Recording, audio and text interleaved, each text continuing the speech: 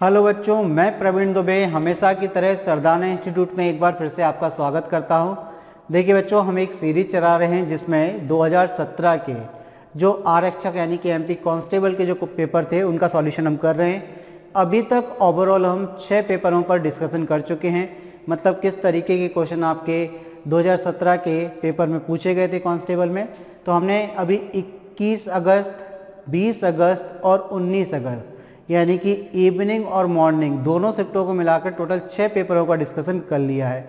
और हमने देखा कि किसी शिफ्ट में आपसे 40 क्वेश्चन मैथमेटिक्स के पूछे गए हैं, किसी में 44, किसी में आपके 42 क्वेश्चन आए हैं। मतलब हर पेपर में लगभग 40 क्वेश्चन पूछे गए हैं और सभी क्वेश्चनों का जो लेवल था वो बेसिक टू मॉडरेट है। मतलब अगर हम कहें तो ज़्यादातर बेसिक क्वेश्चन ही है, 90% क्वेश्चन बेसिक हैं, एक आध दो इक्का दुक्का क्वेश्चन ही ऐसे आ रहे हैं जो आपके थोड़े से मॉडरेट लेवल के हैं।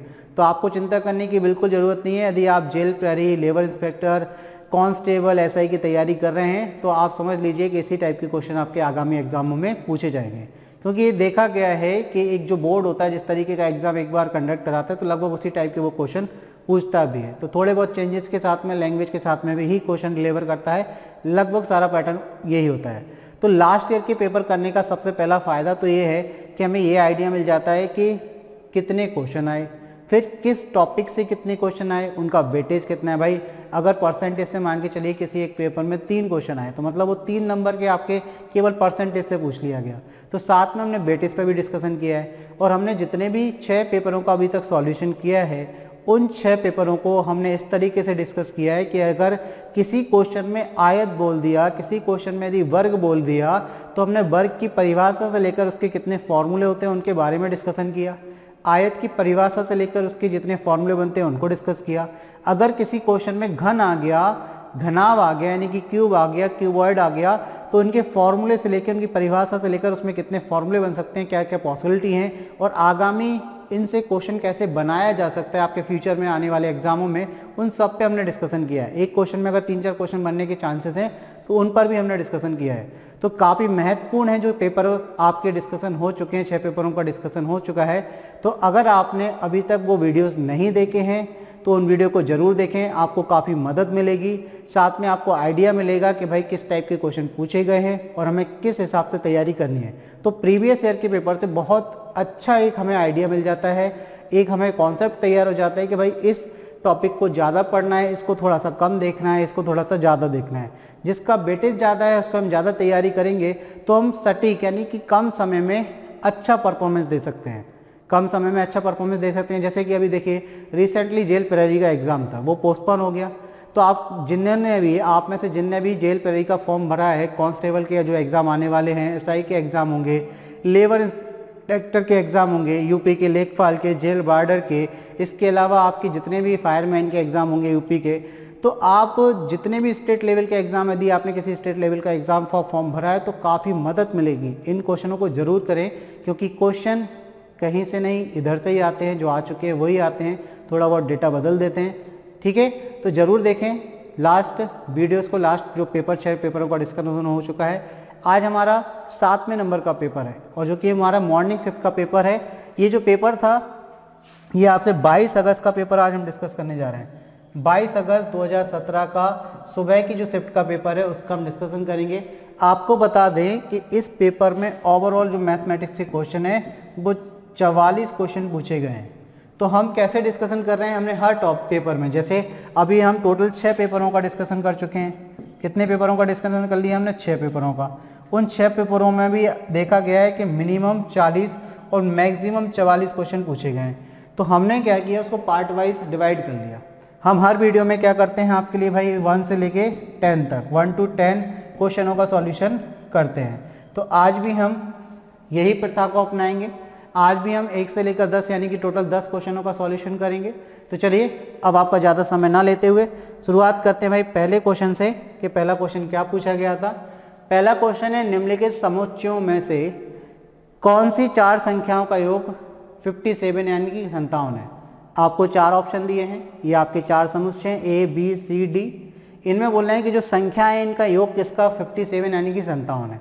तो देखिए आपको किसी भी संख्या का यदि आपको योग चेक करना है तो सबसे अच्छा तरीका ये है कि आप उसके यूनिट डिजिट देख लें यानी कि इकाई का अंक देख लें।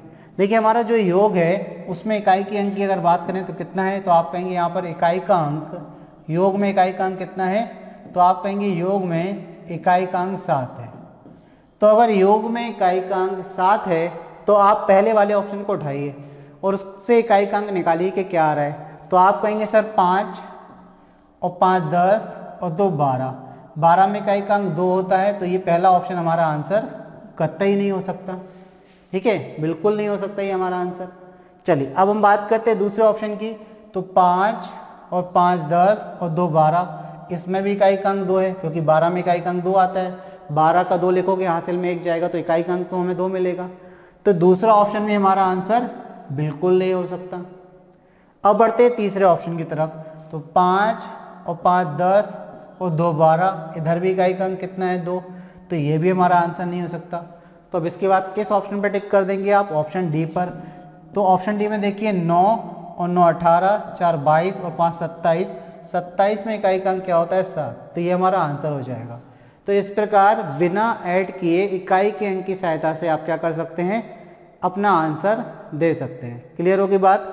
चलिए तो सेकंड क्वेश्चन की तरफ बढ़ते हैं भाई कि सेकंड क्वेश्चन क्या पूछा गया था। सेकंड क्वेश्चन है एक विषम संख्या ज्ञात करें। इसमें से आपको बतानी है कि विषम संख्या कौन सी है। तो देखिए पहले आपको बता दें कि सम और विषम संख्या होती क्या है। ठीक है, अगर हम बात करें, आपके दिमाग में रीजनिंग वाला क्वेश्चन तो नहीं जा रहा है कि 4 संख्या होती हैं, उनमें से 3 किसी न किसी समान गुणधर्म के आधार पर समान होती है, एक उसमें से अलग होती है, उसको हम ऑड नंबर या विषम संख्या कहते हैं। तो आपको बता दें ये उससे रिलेटेड क्वेश्चन नहीं है, फिर भी हम आपकी जानकारी के लिए चर्चा कर लेंगे कि अगर उससे रिलेटेड होगा तो क्या होगा। वहाँ निम्न में अगर आता क्वेश्चन तो ऐसा लिखा आता कि एक विषम ज्ञात करें, निम्न में से विषम क्या है। तो वो क्वेश्चन इस तरीके से लिखा आता कि इनमें से विषम क्या है, कि एक विषम ज्ञात करें। इस तरीके से आपसे पूछते, विषम संख्या नहीं लगाते। तो हम बात करते हैं सबसे पहले कि सम संख्या क्या होती है। तो अगर हम सम संख्या की बात करें तो एक ऐसी संख्या जो 2 से पूरी तरह विभाजित हो जाती है, विषम संख्या कहलाती है।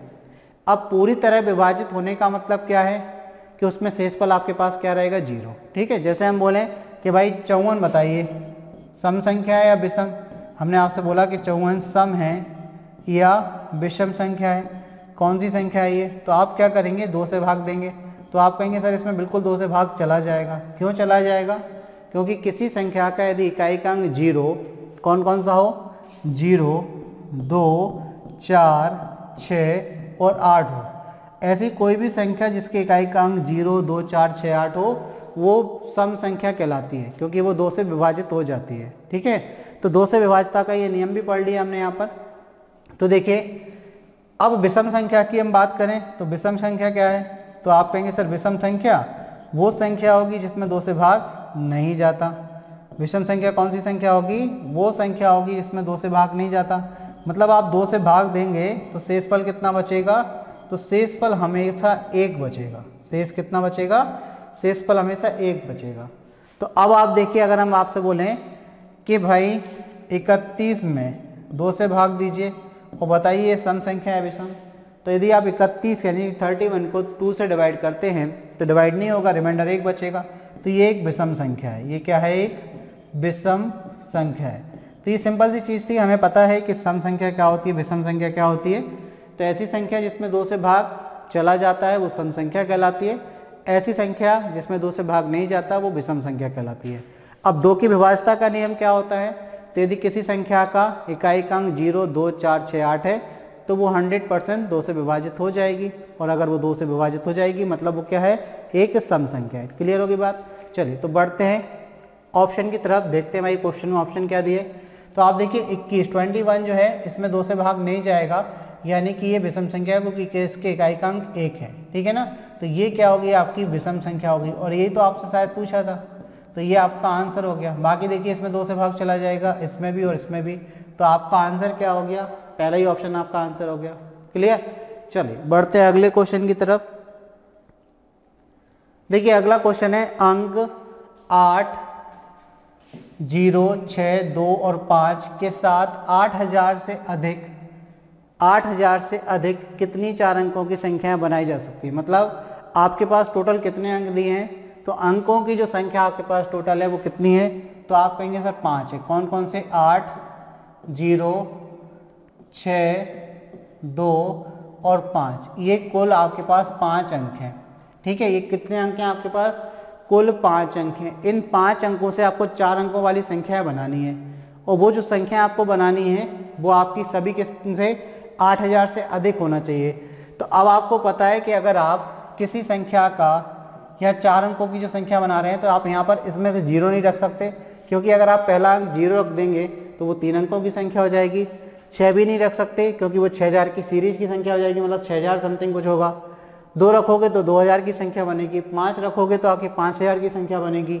तो आपको पहला अंक यहाँ रखना पड़ेगा, यहाँ पर 8 रखना पड़ेगा, यानी कि एक अंक तो आपका फिक्स हो गया। अब आपके पास कितने अंक बचे? तो आप कहेंगे 1 2 3 4 अंक बचे। तो दूसरे स्थान पर भले ही आप 0 रख दें तो भी 8000 से ऊपर संख्या आएगी, क्योंकि 0 2 5 6 करोगे तो भी 8000 से संख्या बड़ी आएगी। 0 6 2 5 करोगे तो भी 8000 से बड़ी आएगी।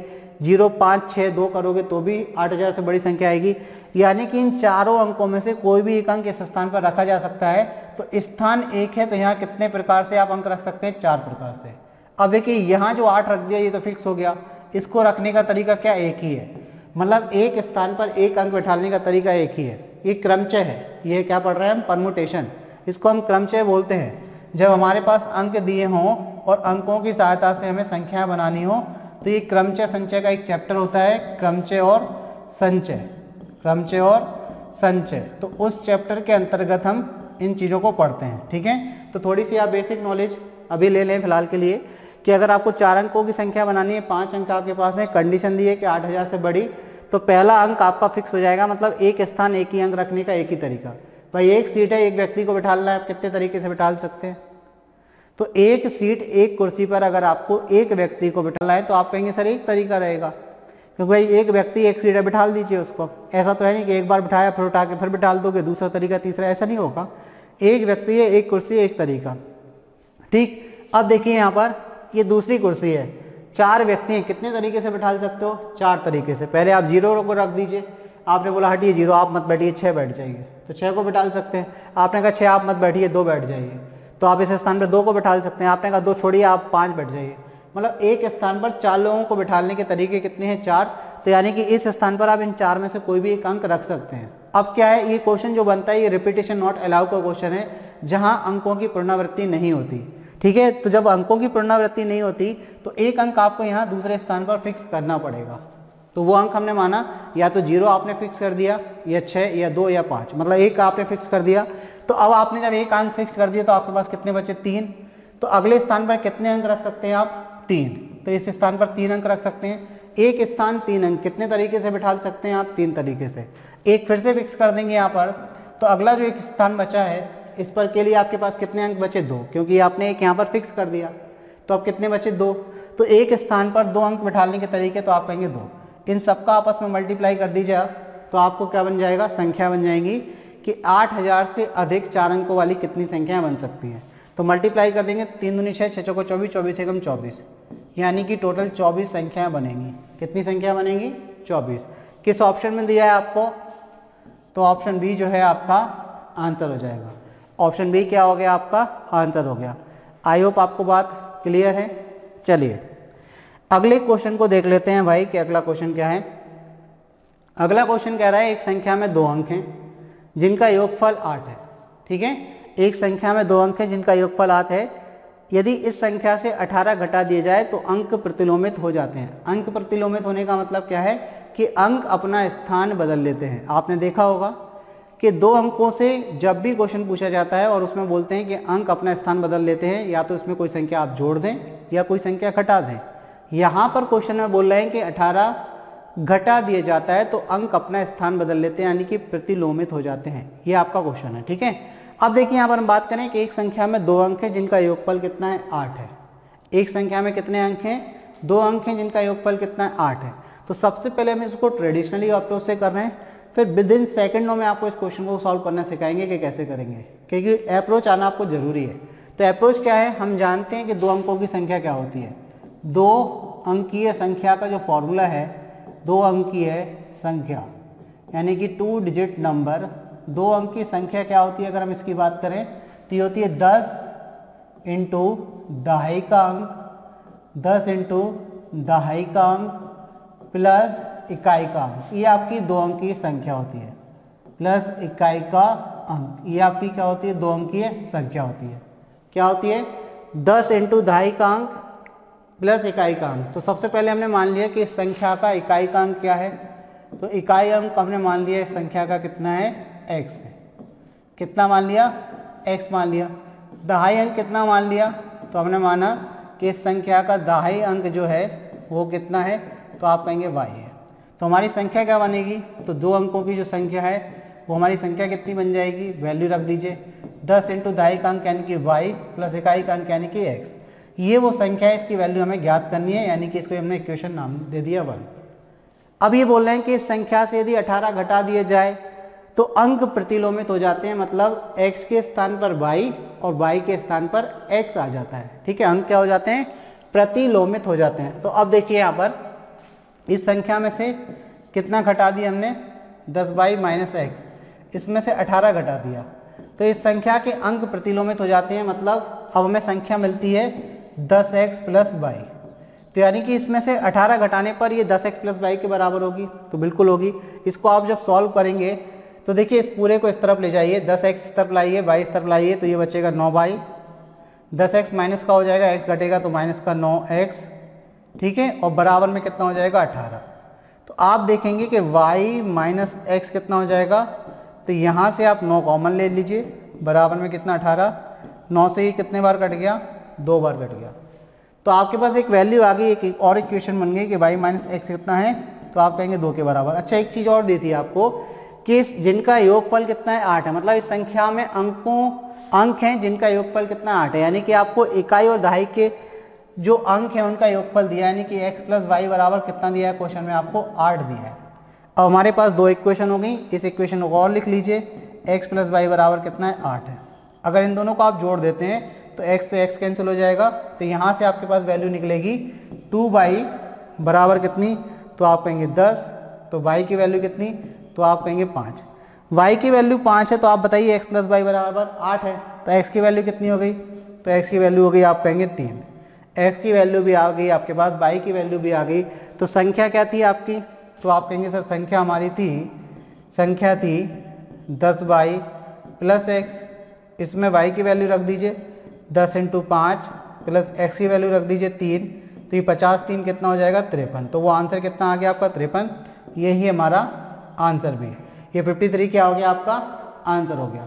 ये तो हो गया हमारा बिल्कुल विधिवत तरीके से, ट्रेडिशनली अप्रोच से, जो कि हमें जानना बहुत ज़रूरी है, क्योंकि कॉन्सेप्ट अगर क्लियर करना है तो आपको बेसिक की नॉलेज होनी ज़रूरी है। ठीक है, अब हम बात करते हैं कि ऑप्शन से कैसे करेंगे।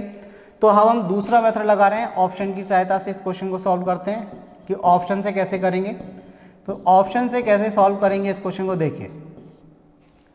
ऑप्शन से सॉल्व करने का तरीका क्या है, उन्होंने बोले एक संख्या है में 2 अंक हैं जिनका योगफल कितना 8 है। तो देखिए पहली संख्या है, इसके अंकों का योगफल करिए, 8 प्लस 0 करिए, तो 8 आ गया, तो यानी कि ये पहली कंडीशन सेटिस्फाई कर रहा है। दूसरा देखिए 5 प्लस 3 करिए, तो अभी ये 8 हो रहा है, तो ये भी कंडीशन सेटिस्फाई कर रहा है। तीसरा ऑप्शन देखिए 6 प्लस 2 करिए, ये भी 8 हो रहा है, सेटिस्फाई हो रहा है। और 7 प्लस 1 करिए तो अभी कितना हो रहा है 8, क्योंकि क्वेश्चन में बोला है कि एक संख्या में 2 अंक हैं जिनका योगफल 8 है, तो अंकों का योगफल तो सभी में 8 आ रहा। तो पहली कंडीशन के हिसाब से अभी हम ऑप्शन एलिमिनेट नहीं कर पा रहे हैं, ऑप्शन नहीं हटा पा रहे हैं। चलिए दूसरी कंडीशन देखते हैं। इन्होंने बोला इस संख्या में से यदि 18 घटा दें तो इसके अंक प्रतिलोमित हो जाते हैं। जैसे अगर हम मान लेते हैं कि पहला ऑप्शन हमारा आंसर है, तो 80 में से यदि आप 18 घटाते हैं तो ये 80 कितना हो जाना चाहिए, 0 और 8 हो जाना चाहिए। अंक प्रतिलोमित का मतलब है कि 8 की जगह पे 0 और 0 की जगह पे 8 आ जाना चाहिए। इसी प्रकार 5 की जगह पे 3 और 3 की जगह पे 5 हो जाना चाहिए। तो हमें ऐसी संख्या ढूंढनी है जिसमें से आप 18 घटाएं और उसके अंक अपना स्थान बदल लें। तो देखिए यदि आप 80 में से क्या घटाते हैं, 18 घटाते हैं, तो 10 में से 8 जाएगा 2 और 2 जाएगा 6, 62 आया। क्या अंकों के स्थान बदला, यानी कि ये कन्वर्ट हुआ कि 0 और 8 में नहीं हुआ, तो ये ऑप्शन कैंसिल हो गया। अब हम आते हैं दूसरे ऑप्शन पे 53 यानी कि 53 में से 18 घटाते हैं, 13 में से 8 जाएगा 5, 5 में से 2 जाएगा 3। तो देखिए 53 के अंक प्रतिलोमित यदि करेंगे यानी कि रेसिप्रोकल कर देंगे, उनको चेंज कर देंगे तो 35 बनना चाहिए, 35 ही आंसर आया घटाने पर। तो किस ऑप्शन में दिया है, ऑप्शन बी में। तो ऑप्शन बी क्या हो गया आंसर, इसके बाद आपको चेक नहीं करना है, क्योंकि हमारे पास दो कंडीशन थी, दोनों हमने सेटिस्फाई करके देख ली, दोनों सेटिस्फाई हो रही है ऑप्शन बी में। क्लियर। चलिए बढ़ते हैं अगले क्वेश्चन की तरफ। भाई देखते हैं अगला क्वेश्चन क्या है। अगला क्वेश्चन है अंडर रूट 29, 81, 16 का वैल्यू कितना दिया है 546। आपको 29.8116 की वैल्यू बतानी है कितनी होगी। ठीक है, इसकी वैल्यू आपको निकाल के बतानी। आप देखिए अगर हम यहाँ पर जो हमारी वैल्यू हमें फाइंड करनी है वो वैल्यू किसकी है 29.8116 की वैल्यू है। अगर इसका पॉइंट खत्म कर दें तो ये हो जाएगा 29.8116 और बटे में कितना आ जाएगा, तो आप कहेंगे सर 10,000। तो ये वर्गमूल के अंदर है। तो आप देखिए ऊपर का वर्गमूल तो हम नहीं लेते, उसको 29.8116 लिखते हैं। 10,000 का वर्गमूल 100 आ जाएगा। ठीक है, और इस पूरे की वैल्यू आपको पता है कितनी है 546। तो इस पूरे की वैल्यू रख दीजिए कितनी 546 बटे में कितना हो जाएगा 100। किसी भी संख्या को यदि आपको 100 से 10 से 1000 से भाग देना है तो क्या देखना पड़ता है, 100 में कितने जीरो 2 जीरो, तो राइट हैंड साइड से उतने अंक बाद दशमलव लगा देंगे। 2 जीरो है यानी कि 1, 2 अंक बाद दशमलव लग जाएगा, तो यानी कि 5.46 ये फिफ्थ क्वेश्चन का आपका आंसर हो जाएगा। किस ऑप्शन में दिया है 5.46, तो आप कहेंगे ऑप्शन ए जो है हमारा आंसर हो गया। ऑप्शन ए क्या हो गया आपका आंसर।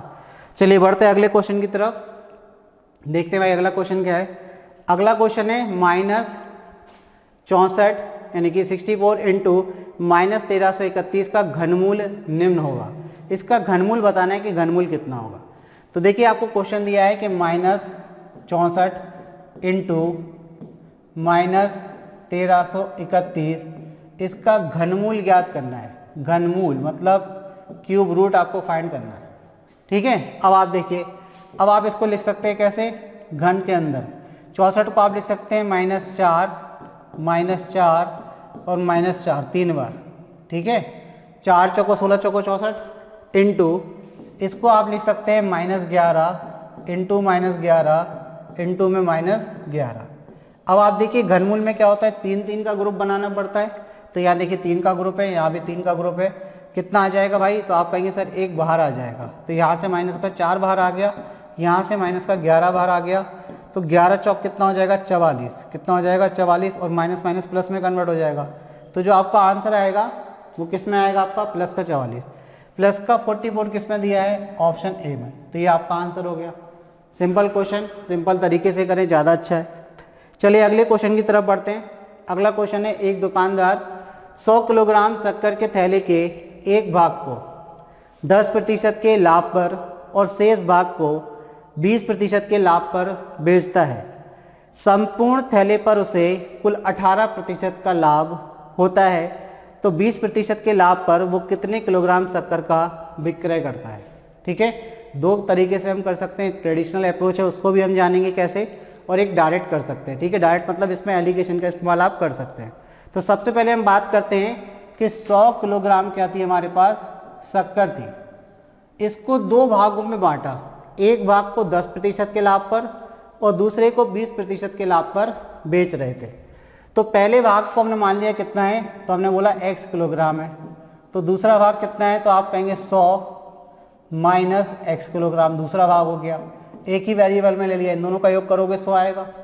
ठीक है, पहले भाग को तो 10% के लाभ पर बेचा, तो पहले भाग को 10% के लाभ पर मतलब जो 10 का लिया था या 100 का लिया था तो 110 में बेचा। तो यहाँ से विक्रय मूल्य क्या मिलेगा, तो इसका 110% निकाल दीजिए। पहला भाग यानी कि x किलोग्राम को आपको कीमत भी कितनी मान लेनी है, x रुपये ही है, ये आपको एग्ज्यूम करके करना है। ठीक है, तो पहला भाग जो था वो आपने 110% पर बेच दिया। दूसरा भाग कितना है 100 माइनस x, उसको आपने कितने 20% के लाभ पर यानी कि इसका 120% निकाल दीजिए।